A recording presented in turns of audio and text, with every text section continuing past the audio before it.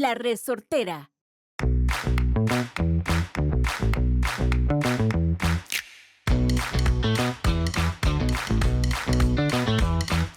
Bienvenidos a un episodio más de Utopías por Dayan Medrano. Hoy tengo un invitado súper especial, además de guapísimo, y que me hace latir el corazón. Es una persona a la que admiro mucho y es una persona que me ayuda a ser quien soy en mi parte profesional y en mi vida personal. Wow. Y le debo muchísimo de mi éxito a esta persona que les voy a presentar. Su nombre es Víctor Gutiérrez y no solo es mi esposo, sino es mi compañero y de verdad una persona que tiene una experiencia y una historia de vida increíbles. Bienvenido, don Víctor Muchas Gutiérrez. gracias, doña Dayan. Qué gusto estar aquí. Es una maravilla poder tener a mi esposo, es un privilegio poder tener pues a una pareja a la que puedo admirar y a la que puedo traer a este espacio para que conozcan una historia de éxito, una persona que construye su utopía de vida día a día y que bueno, me parece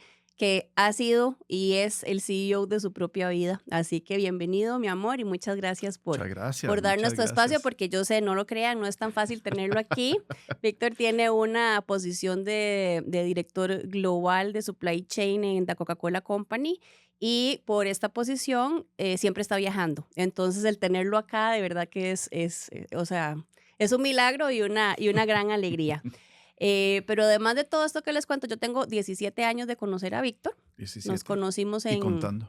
nos conocimos en Coca-Cola Company cuando yo trabajaba allá. Somos de áreas completamente diferentes y eso me parece súper interesante también que conozcan esa parte porque yo hasta hace muy poco lo entendí, que era parte del A sistema. fuerza, Exacto. porque no tuvo opción. No tuve opción, o sea, la gente me pregunta, bueno, ¿y su esposo qué hace? Sí, él trabaja en Coca-Cola también. Ajá, pero exactamente qué hace. Y yo, bueno, está como en la parte más de producción y logística y eso, o sea, no es tanto en la parte de marketing. O sea, Víctor es la parte de atrás que nosotros no vemos para poder tener una Coca-Cola en el mundo en la mesa. Nada más, ¿verdad? Entonces, bueno, por eso es que lo traje, para que conozcan su historia y para que nos cuente cómo ha sido ese trayecto de ser el CEO de tu vida y cómo empezaste Bueno, a ver, con la coquita. es una historia interesante porque sin quererlo y sin pensarlo, terminé trabajando en Coca. Por historia familiar, yo incluso me devuelvo a cuando era, no voy a decir bebé porque tal vez no me acuerdo, pero sí muy niño, tomando coca en chupón. Yo Porque también, mi aunque mi mamá familia, diga que no, pero es cierto. mi familia siempre estuvo atada a la compañía. Mi tío trabajó ahí, mi papá trabajó ahí. Entonces, en la casa tener coca, tener Fanta era como lo más normal. No había fresco de limón ni fresco de tamarindo, había coca. Y eso era lo que tomábamos. Entonces, siempre hubo un vínculo con la marca y con la compañía desde el inicio. Y una vez estaba en la U, estaba estudiando ingeniería industrial, estaba como en empezando el segundo año de carrera, y en una materia que se llamaba contabilidad de costos, había que hacer un proyecto en una compañía. Entonces, empecé a buscar a través de mi familia, a través de mis papás, quién me podía abrir la puerta para ir a hacer el proyecto de manejo de inventarios. Y sale la oportunidad de ir a hacer el proyecto en la división de plásticos del embotellador de coca de Panamco en ese momento. ¿Cómo era que se llamaba Eh, esa empresa? Nupac. Nupac, quedaba en Heredia. Quedaba Ajá. en Heredia. Ahí era literal soplar y hacer botellas. Soplar esas botellas, exactamente, esa era la fórmula. Y bueno, entro, me abren la puerta, don Javier Quintana, nunca se me va a olvidar, y hago el proyecto, presento el proyecto a la universidad y parte del requisito era presentarlo a la empresa como parte de devolución del proyecto. Y perfecto, me felicitan, que muy bien, no sé qué. Y al final de la presentación, don Javier me jala aparte y me dice que si no estoy interesado en quedarme haciendo una pasantía, porque el gerente de producción tenía muchas vacaciones acumuladas, se iba como 4 o 5 semanas, qué sé yo, y que sí podía quedarme ayudando. Yo dije que sí, o sea, a mí qué me detenía. Tenía 18 años en ese momento. eh, cero responsabilidades, el mundo por delante, las ganas enteras de comerme el mundo, y dije, vamos. Y empiezo a trabajar medio tiempo. Sí, recuerdo que mis papás fueron bien duros y me dijeron, si usted quiere tomar la oportunidad, hágalo, pero no deje de lado los estudios, porque al final eso es lo que le va a dar de comer. Check, perfecto. Entonces mi cerebro empieza a explotar porque justo eso que te contaba al inicio, ¿verdad? De ese vínculo familiar, ese apego a la marca, esas ganas de crecer, de comerme el mundo, de surgir, y de repente se me abre una puerta que nace de el fruto de mi esfuerzo, de haber hecho un proyecto, de haber hecho un trabajo que yo nunca me esperé que fuera a suceder, y de repente estaba ahí. Y así empieza la historia, que ya hoy va por 26 años y pico. 26 años de trabajar en el Desde que sistema empecé en Coca-Cola. el sistema. Y entré por ahí, entré como asistente del gerente de producción en la división de plásticos de Nupac. Pero eso no fue tu primer trabajo. No.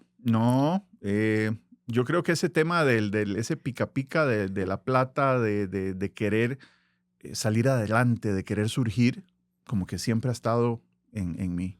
Y hay una parte que, si bien es cierto, como te decía, está atado al mundo corporativo porque fue lo que siempre vi, porque fue lo que siempre me enseñaron, también está la parte de emprendedor, de cómo hago para generar en función a cosas que se me ocurran, a oportunidades que se presenten en la vida.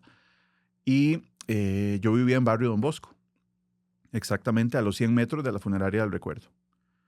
Y recuerdo estar con los amigos del barrio, estábamos jugando fútbol y había un funeral en la funeraria del Recuerdo.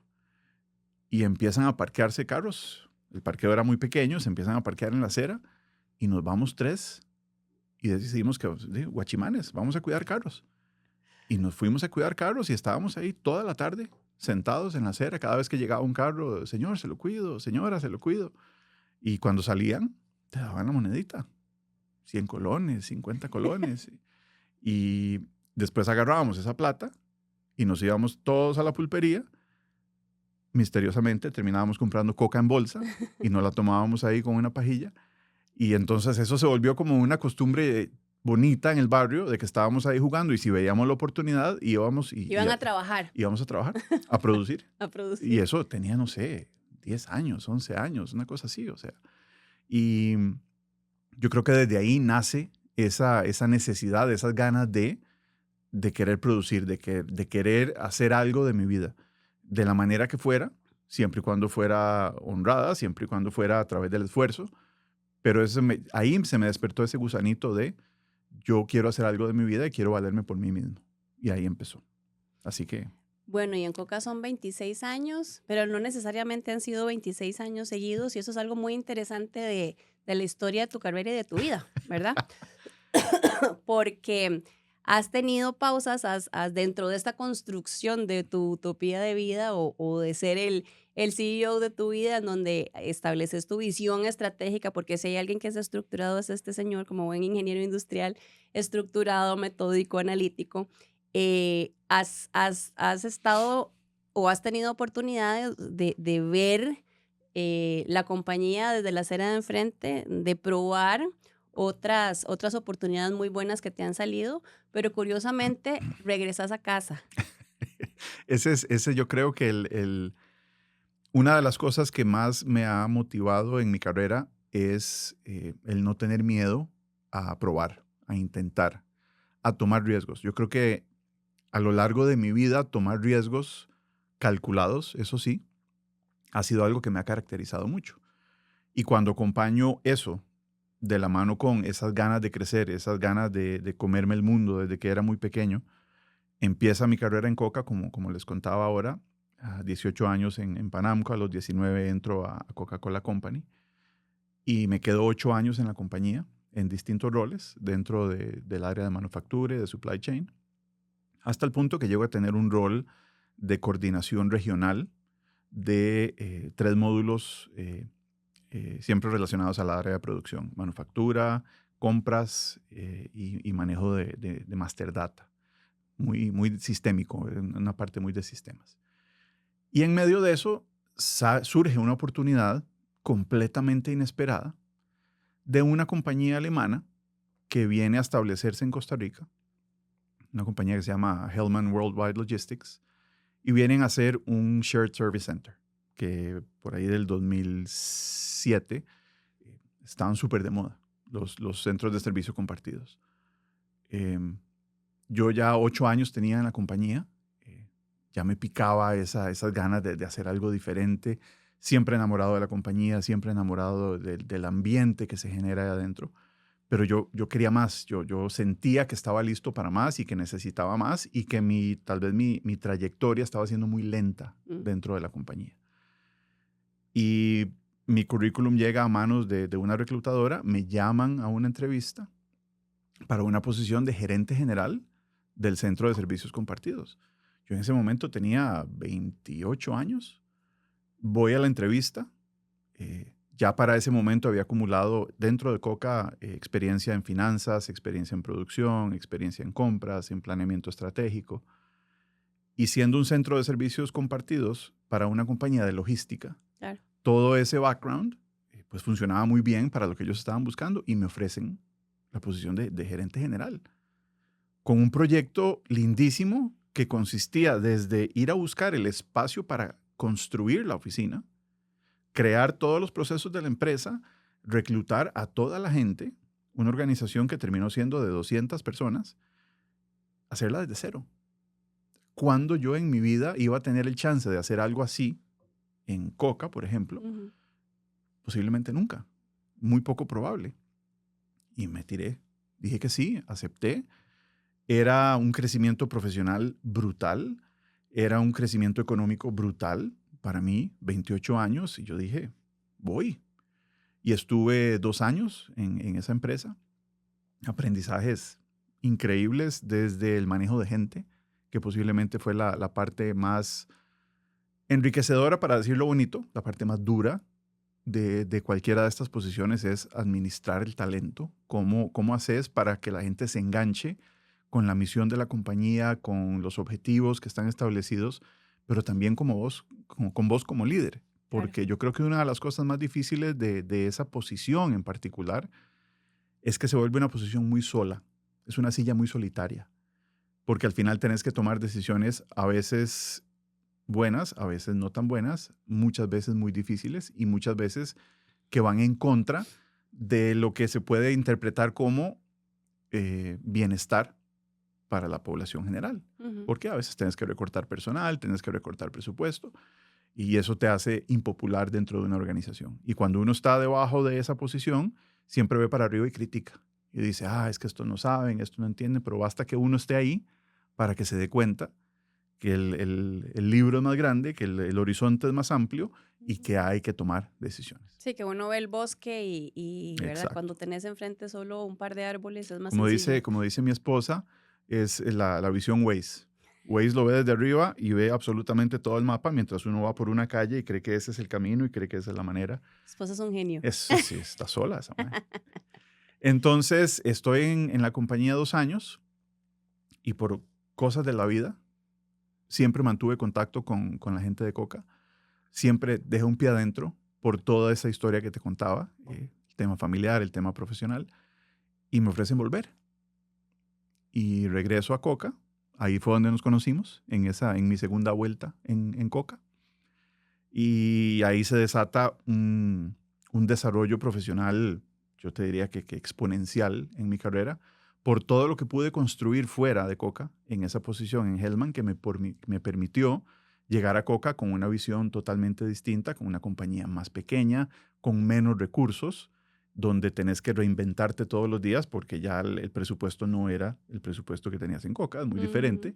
Y eso me hizo crecer mucho y me hizo madurar. Yo creo que el otro aspecto importantísimo por el cual yo siento que esa etapa de mi vida fue muy importante es que en esa primera etapa profesional en Coca, yo era muy joven, había logrado avanzar muy rápido a una edad muy corta y me sentía invencible.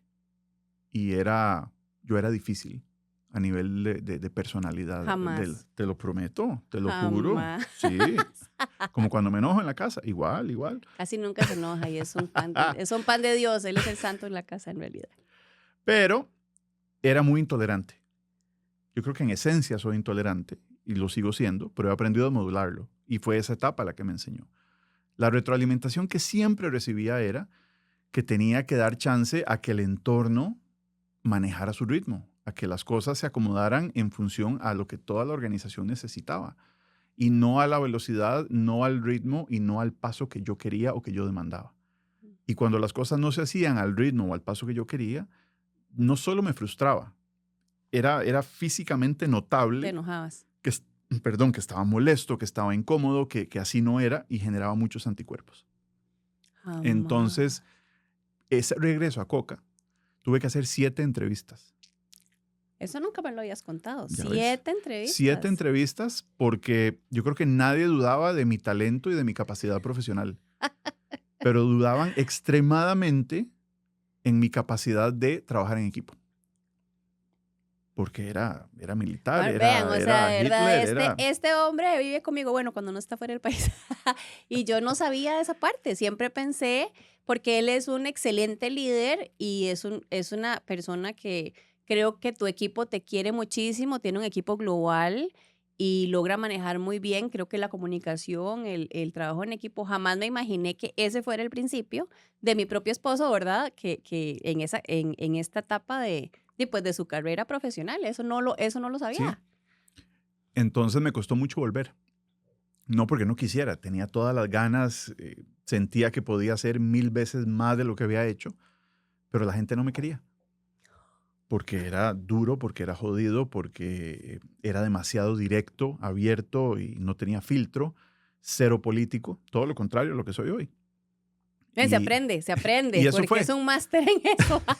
Al final fue eso. Y me costó estar en la silla que estuve en Hellman, manejando las condiciones, la gente y los procesos que tuve que manejar para entender que esa retroalimentación que me daban no iba en detrimento de mi éxito, Ujú. sino que me estaban ayudando a crecer porque solo no iba a poder.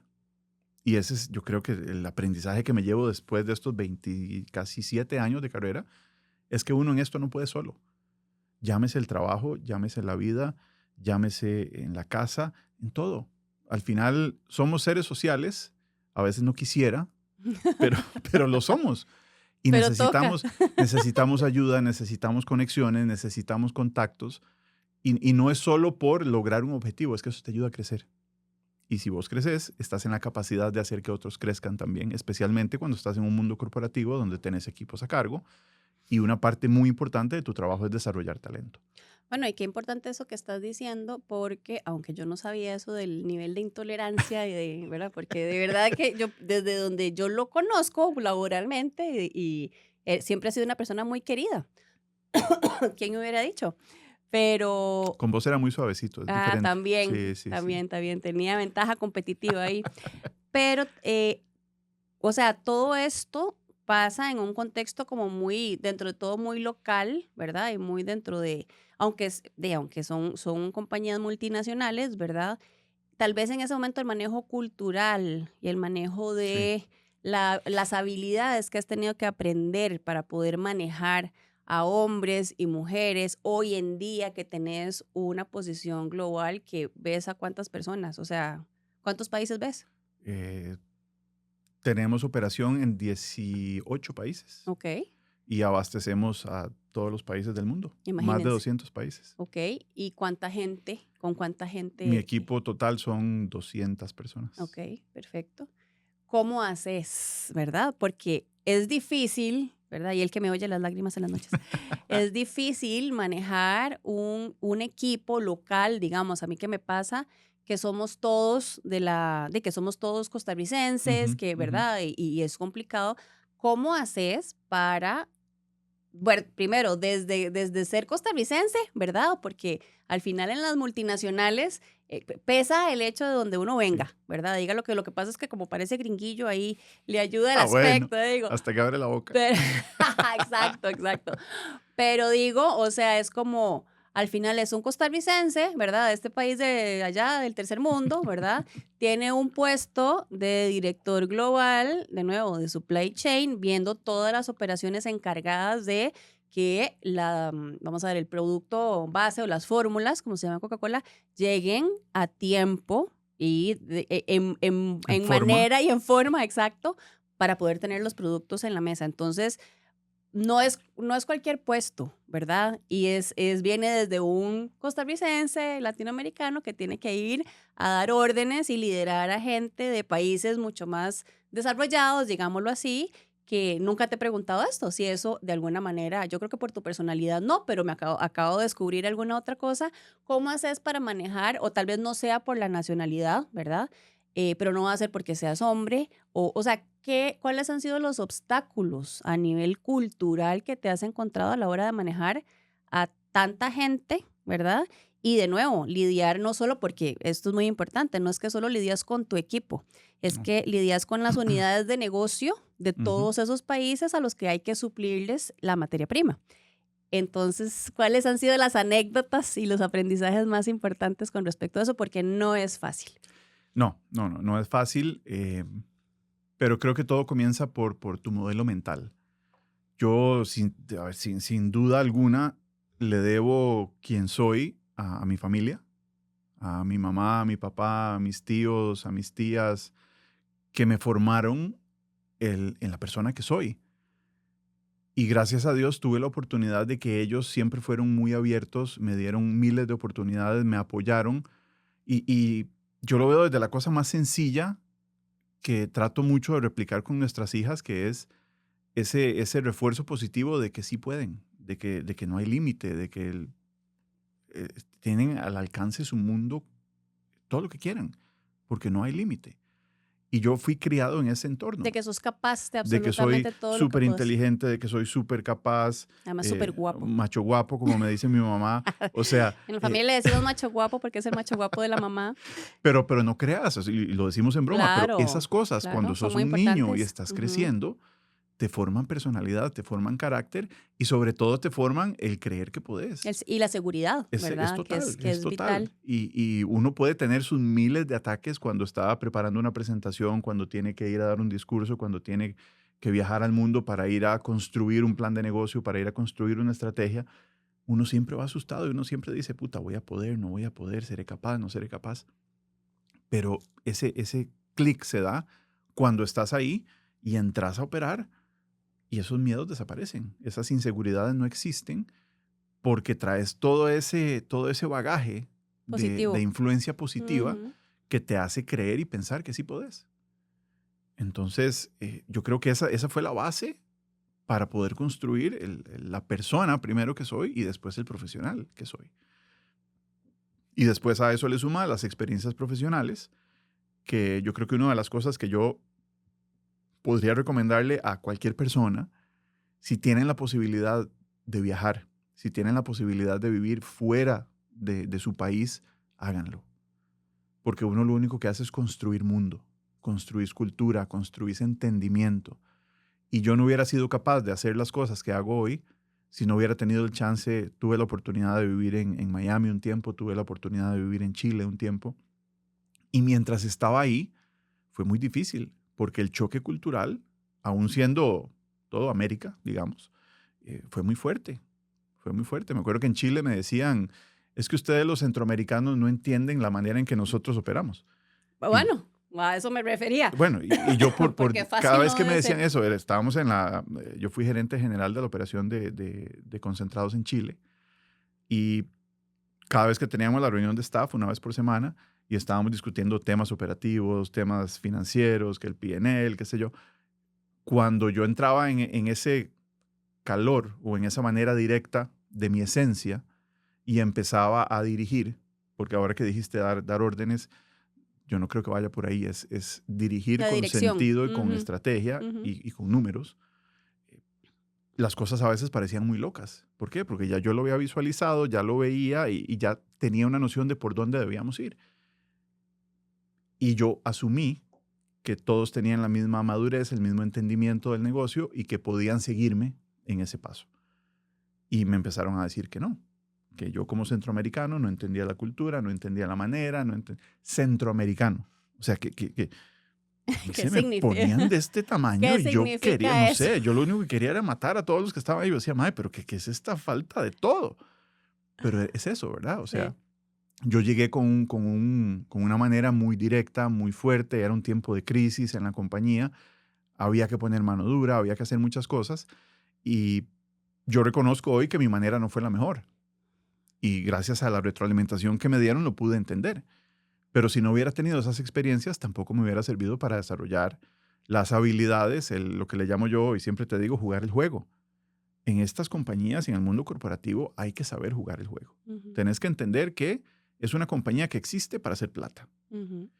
que existe para cumplir objetivos relacionados al giro de su negocio, que existe para tener una imagen corporativa que, que emule las cosas positivas que tiene la Que le compañía. agregue valor Y que de todas maneras al además, negocio. en una compañía como Coca, la gente es muy importante. Cuidar el ambiente laboral es muy importante y posiblemente es de las cosas que yo más agradezco de esta carrera, de poder pertenecer a una compañía donde ese aspecto es importante. Entonces, ¿cómo haces para mezclar todo y que esa idea te la compre un equipo, estando aquí, estando en Singapur, estando en Japón, estando en Irlanda, En China, en literalmente. China literalmente, Suramérica, donde querás, y que todos jalen parejo y que todos tengan el mismo entendimiento? Ese es mi rol. Ujú. Ya deja de ser un rol técnico, hace mucho no lo es un rol de estrategia, es un rol de guía, es un rol de acompañamiento y no me malinterpretes, cuando hay que enrollarse las mangas, y yo he terminado en la planta produciendo y Ujú. lo haré las veces que tenga que hacerlo sin ningún problema. ¿Por qué? Porque de ahí vengo, esa es mi esencia, me gusta y poder liderar con ese ejemplo hace una Ujú. diferencia súper importante. ¿Y cómo haces, después de todos esos aprendizajes, cuál ha sido o cuál es tu herramienta mental principal para equilibrar lo, perdón, lo global que ves y que tu esencia no se vea afectada? Porque he de decir que logras mantenerlo muy bien, por lo menos desde donde yo objetivamente desde afuera de la acera de enfrente lo puedo ver, que no es tampoco fácil, Sí, ¿verdad? Los viajes son complicados, las culturas son complicadas, el estar hablando en otro idioma siempre también es complicado, ¿verdad? Porque, o sea, siempre estás en un constante rol, ¿verdad? sí. Desde que salís de la casa, básicamente es para ir al aeropuerto y empieza toda esta logística infinita, ¿verdad? Hasta que llegas a un lugar que no es tu casa, no es tu gente, no, ¿verdad? Tenés que comportarte ahí, ser Sí. lo que sos, sin perder la esencia, porque siento que eso siempre, gracias a Dios, regresa a casa. ¿Cómo haces para hacer eso? A ver, sumado a lo que te he contado hasta ahora, creo que hay experiencias de vida que te marcan también. Em, Comentábamos ahora que en estos 26, 27 años de carrera en Coca, tuve dos eventos fuera de Coca. El segundo evento fue por ahí del 2017. Coca tuvo una reestructura grandísima y mi posición se eliminó. Básicamente me quedé sin trabajo. Mi amada Coca-Cola me despidió y tuve la oportunidad de recolocarme dentro de la compañía, pero como mi posición había sido impactada, tuve que ir a buscar trabajo al mercado y me salió una muy buena oportunidad para trabajar en Walmart. Entonces estuve 2 años en Walmart, fui director financiero de finanzas comerciales para Centroamérica y eso fue una enseñanza brutal. ¿Por qué? Porque a todo esto que ya había tenido exposición de una compañía multinacional, multiculturas, viajes, etcétera, llego a una cultura del mundo de retail donde es algo totalmente distinto al negocio que yo venía acostumbrado. Porque si Ujú. bien es cierto, trabajaba en Coca, no estaba en el lado retail del negocio. Estoy en la parte de formulaciones. Entonces entro a un mundo que es de márgenes muy bajos, donde cada minuto cuenta, de decisiones muy rápidas, muy agresivas, un ambiente laboral que completamente distinto a lo que venía acostumbrado. Y eso me hace reinventarme completamente en la manera en que yo tengo que manejar mis emociones. Si yo tengo que describirme ahora, creo que lo que me ha funcionado en la vida es ser bien simple en la manera de pensar, muy pragmático a la hora de tomar decisiones. No me complico la vida para nada. Yo creo que la belleza reside en la simpleza con la que uno pueda manejar todo en su vida. Y cuando llevo eso al ámbito laboral, me ayuda muchísimo también a de manera muy rápida leer una situación, entender el contexto, entender con quién estás interactuando y sobre eso actuar. Y Walmart fue la maestría de vida para eso, porque me ayudó a entender que en un mundo que iba mucho más rápido de lo que mi cerebro estaba acostumbrado, yo tenía que evolucionar. Yo tenía que buscar una manera distinta de hacer las cosas. Y eso me llevó a ser todavía más balanceado. Yo creo que ese fue el punto de mi vida donde yo definitivamente corté el tema emocional versus el tema de quién paga mi salario y a qué me dedico para producir. Porque venía del mundo de la latita roja, donde vivía y vivo enamorado de la compañía. Y en Walmart se volvió más transaccional. Estaba ahí para hacer un trabajo, tenía que hacer mi trabajo y tenía que ejecutarlo. Y listo. Pero no me enamoré de la compañía. Di todo, di lo máximo siempre. Trabajé muy bien con mi equipo, pero ya no estaba ese vínculo emocional. Se me da la oportunidad de regresar a Coca por última vez, que es donde estoy ahora. Y vuelvo con esa misma energía, con esas mismas ganas, pero con ese bagaje, ese aprendizaje brutal que me dio Walmart. Entonces, ahora opero desde un lugar donde sigo sintiendo pasión, sigo sintiendo amor por la compañía, pero se me hace mucho más fácil desvincularme emocionalmente para poder tomar decisiones. Y ahí es donde, en un rol como el que tengo hoy, donde los horarios, vos lo has visto, son complicados. Empiezo muy temprano, paro a media tarde, en la noche tengo reuniones, viajo por el mundo. Tenés que lidiar con gente, con clientes, con estructuras, con problemas. El mundo de supply chain en los últimos 5 o 6 años ha sido entretenidísimo. Una locura. Pero lo veo como el trabajo que tengo que hacer porque me gusta y porque quiero. Al final es tu decisión, así lo Es ves. mi decisión y no estoy atado. Yo entiendo que la compañía en algún momento puede tomar una decisión como la que tomó en un momento. Ya lo has vivido, claro. Y prescinde de mis servicios. Y eso no es porque yo sea malo ni porque no sirvan, es porque simplemente es una decisión de negocio que yo mismo he tenido que tomar en algún momento. No lo tomas personal. Entonces, cero personal.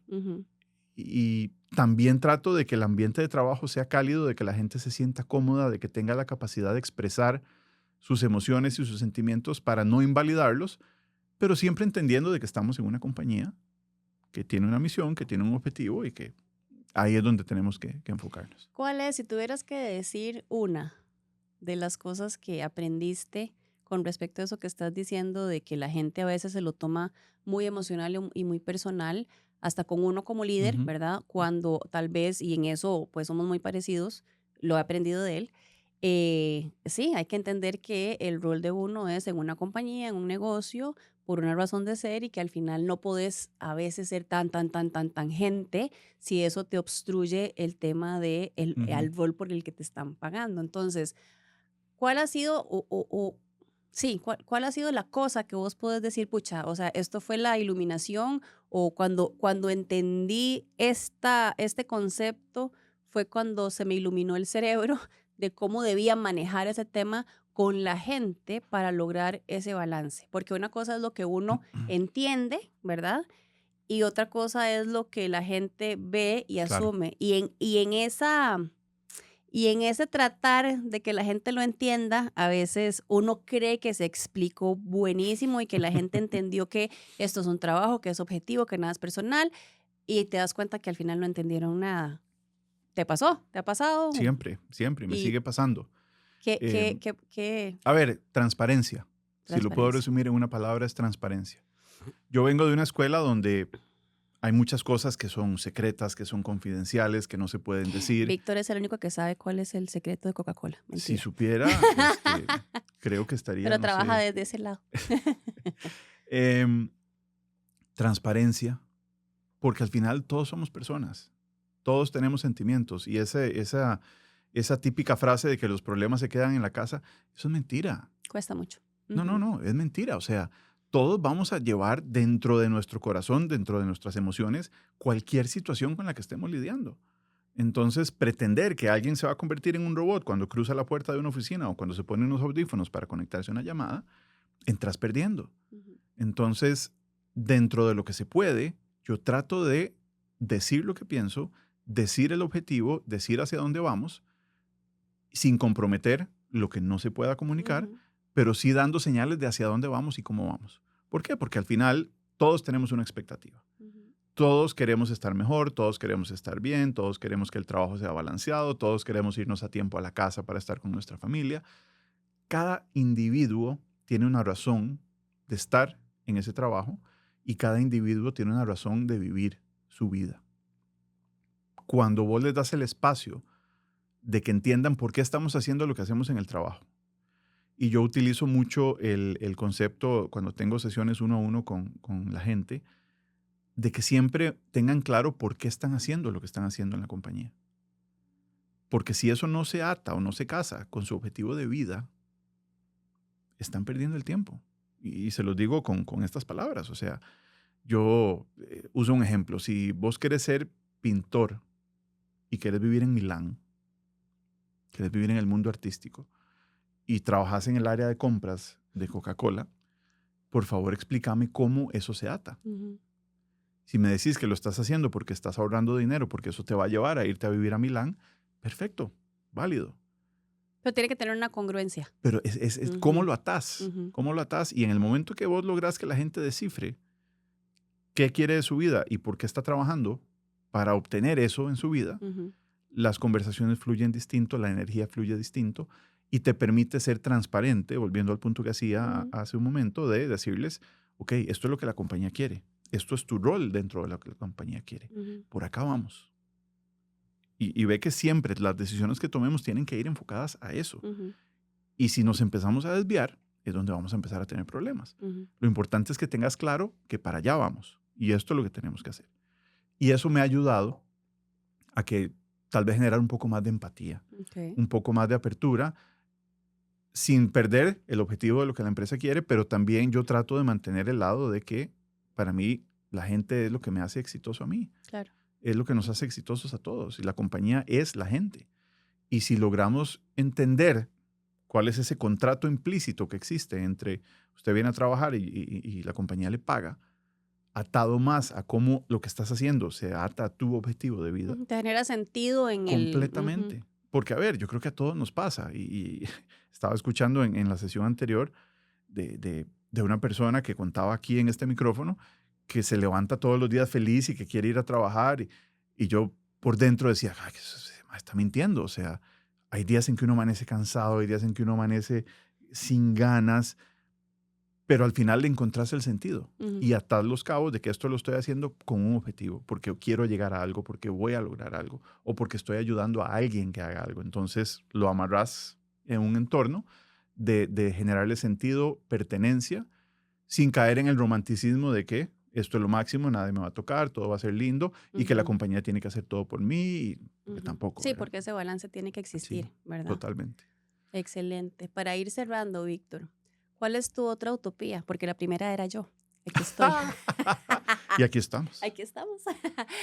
De verdad, de nuevo, a mí me consta que sos el CEO de tu vida y en todos los proyectos y en todas las cosas que hacemos como equipo, como pareja, como papás y como profesionales, pues yo lo veo desde ese punto de vista.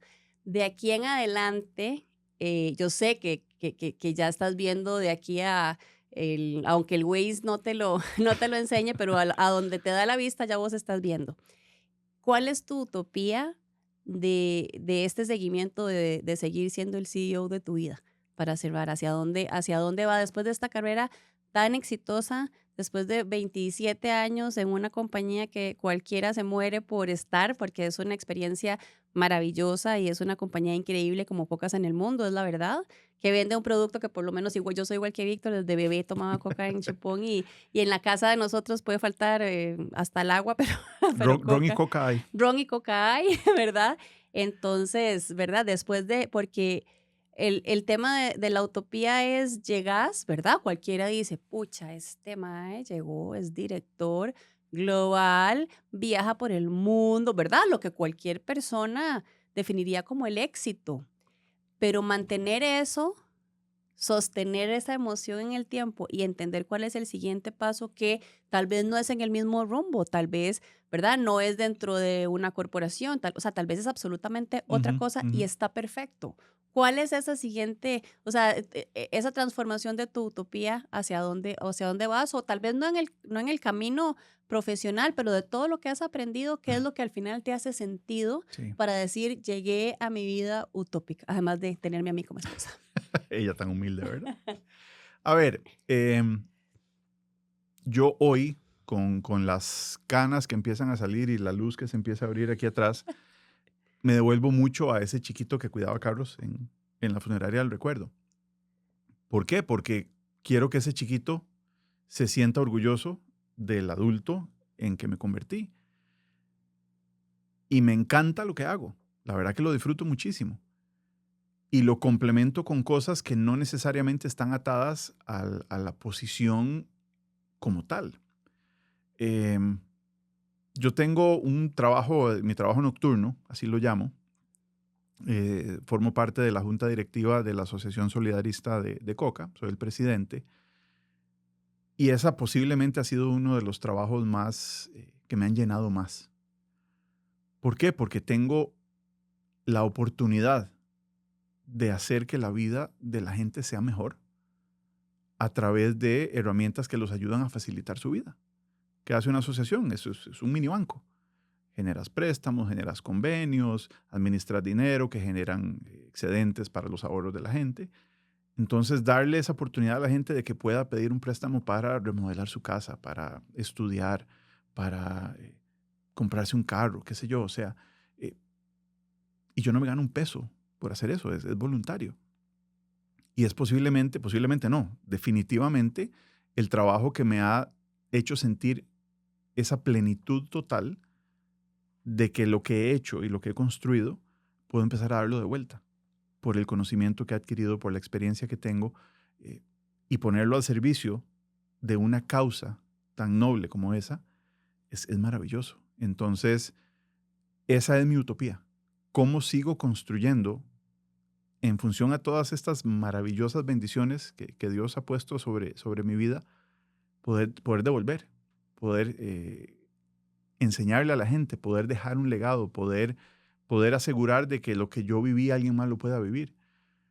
Te decía ahora también que ese gusanito de emprendedor siempre ha estado en mí y no ha muerto y no morirá. Si bien es cierto, le aposté a una vida corporativa, eso no quiere decir que no estoy haciendo otras cosas. Las estoy haciendo y las estoy disfrutando. Tengo pasiones que han existido en mí toda la vida por los motores. Me encantan las motos, me encantan los carros, me encantan las bienes raíces, me encantan las finanzas y nada de eso se ata a mi profesión, ¿verdad? Entonces, ¿cómo seguir desarrollando eso y cómo que ahora que tengo el conocimiento, cómo puedo seguir explotándolos y desarrollándolos en paralelo hasta que esta vida profesional que hoy tengo dure? Porque también, como te decía ahora, sin ese apego, yo sé que esto en algún momento se acaba. Claro. Y mientras esté, lo voy a disfrutar y voy a dar el máximo. Y si puedo seguir creciendo, voy a seguir creciendo. Pero ya no es esa necesidad que tenía a los 20 años de decir, quiero ser el CEO de la compañía, voy por todo. No, le aposté a ser el CEO de mi vida. Y el trabajo me ayuda a ser el CEO de mi vida. Excelente. Y Bueno, eso yo creo que para esa mí es la frase, es me lo maravilloso. prestas para hacer un sticker. Pero por supuesto. Bueno, ya pueden entender por qué estoy enamorada de este hombre. Porque así de verdad es como vemos la vida y por eso la razón de ser también de este espacio y de este podcast es un poco también devolver eso, ¿verdad? Porque yo igualmente podría estar, digamos que tiempo no tengo para estar haciendo eso, como muchos de los invitados que hemos tenido, pero queremos devolver algo y queremos tener un sentido de legado un poco más fuerte, sabiendo pues que profesionalmente nos matamos Así es. trabajando, pero que es importante también dejarle algo a las personas y devolver un poquito de las bendiciones que Dios nos da. Una cosa para cerrar que me parece importante, para los que estén escuchando y viendo esto, aprovechen a los mentores que les da la vida. Y por mentores puede ser un jefe, puede ser tus papás, puede ser un amigo. La vida y Dios te ponen muchas cosas al frente para que aproveches, para que aprendas, para que puedas ser mejor, para que puedas crecer. Y uno a veces no lo ve y uno a veces no lo aprovecha. Pero esas interacciones, esos mensajes, llamadas, esas experiencias, aprovéchenlas, sáquenles todo el jugo que puedan, porque de eso es quien uno realmente aprende, de la gente, ojalá de su gente más cercana. Todos tienen algo que enseñar, todos tenemos que aprender siempre. Uno no para de aprender nunca. Y absorban todo lo que puedan de eso. Yo creo que es algo que para mí me cambió mucho la vida, sin duda. Entenderlo y ponerlo en práctica. Y ser estratégico al respecto, porque es parte de ser el CEO de tu vida. Así es. Ok, gracias. Listo. Hasta la próxima. Chao. Bye.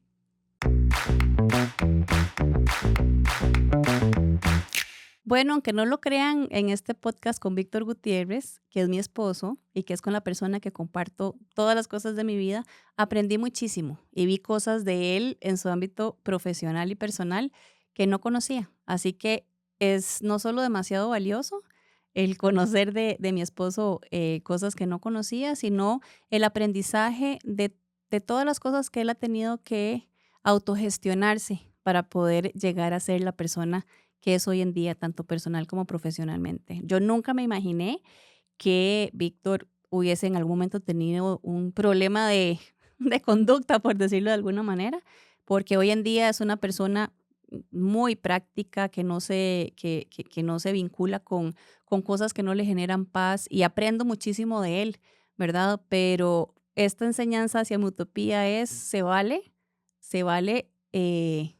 equivocarse, se vale ser una persona tal vez con capacidades o con capabilities que no están desarrolladas, tanto soft skills como hard skills, pero lo importante siempre es escuchar la retroalimentación que nos dan y entender que desde el punto de vista objetivo nos podemos estar equivocando y que eso tal vez es una limitante o una piedra de tropiezo en nuestro camino profesional. Algo que nosotros pensamos que yo soy así y así es como funciona, pues nos da la vida una lección de humildad, porque para poder crecer y desarrollarse, no es que hay que amoldarse, sino que hay que entender desde lo que uno quiere lograr, cuáles son las capacidades y las habilidades que tenés que desarrollar para poder llegar a donde quieres hacerlo.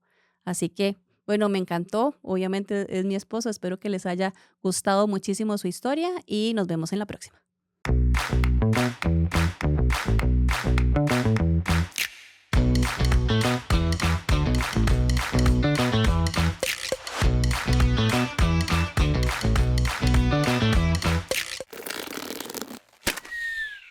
Esto fue una producción de La Resortera.